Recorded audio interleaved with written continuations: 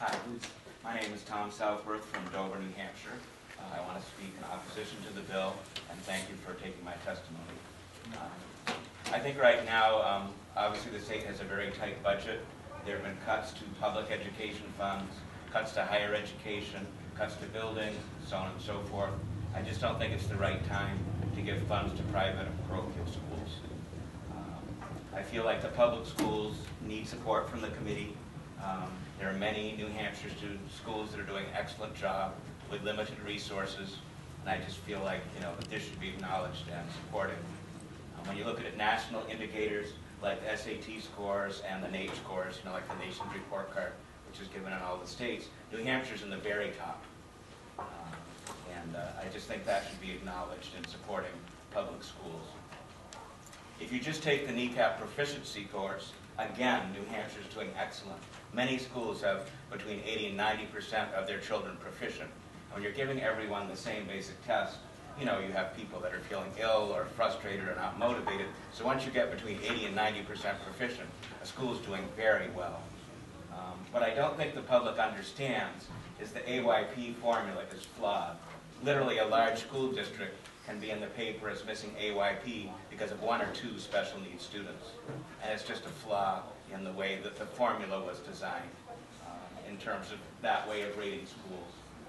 I've heard some people say things like 70 to whatever % of schools in New Hampshire missed AYP, but you have to look underneath that and see that most of those schools are only doing it because of a few students.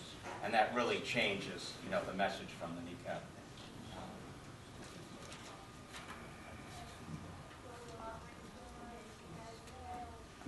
I'm concerned that in the formula, as the scholarship funds increase, public school funds will decrease, and then the cost to taxpayers will increase, because I don't see any savings for schools. I'm pretty familiar with the transfer of students, and I think it would be rare enough students would leave so that you would reduce a teacher. And most of the fixed costs, even if you move 20, 25 students, your fixed big costs aren't going to change, and the kind of schools that are in New Hampshire. I also noticed the section on competition, and I thought about that for a while, and I'm not sure how that's going to work, because again, I'm fairly familiar with this course. If I look at the top 10 schools in New Hampshire that almost anyone would say are excellent schools, in all those communities, people choose homeschooling, private school, parochial school, because people like choice, and I think that's very healthy. But I don't think that aspect really has much to do with improving schools through competition. Because I think even when there are excellent schools, still some people, make other choices. So I'm just not sure there'll be that kind of side benefit for public schools.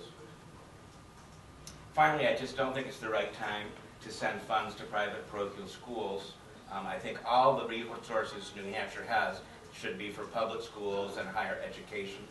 Also, many private and parochial schools that I know have their own scholarships. It's part of their mission, and so they already are helping needy students. So, again, I'm just not sure if it fits New Hampshire right now. Again, thank you for your time. Thank you. Questions from the committee? None, thank you.